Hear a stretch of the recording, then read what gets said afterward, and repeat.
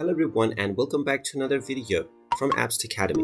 In this video, I'm going to show you how to log out from your account on the Uber Eats application.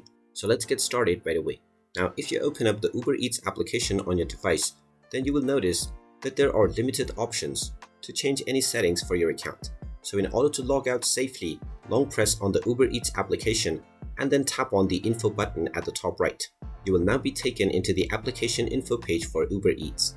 Now, within this page, tap on Force Stop at the bottom right corner first and tap on OK to stop the app. Then scroll down and tap on Storage. And now, from the Storage menu, tap on Clear Data and then tap on the Delete button, and this will clear all of your user data for the Uber Eats application. Once this step is done, you will be logged out from your Uber Eats account, and when you open up the app once again, you will be prompted to log in. And there you have it. That is how easy it is to log out from your account on Uber Eats app. If you find this video helpful, make sure you hit that like button and subscribe to our channel if you haven't done so already. Also ring that notification bell to never miss another update from us. Thank you for watching, and I will see you again in the next video.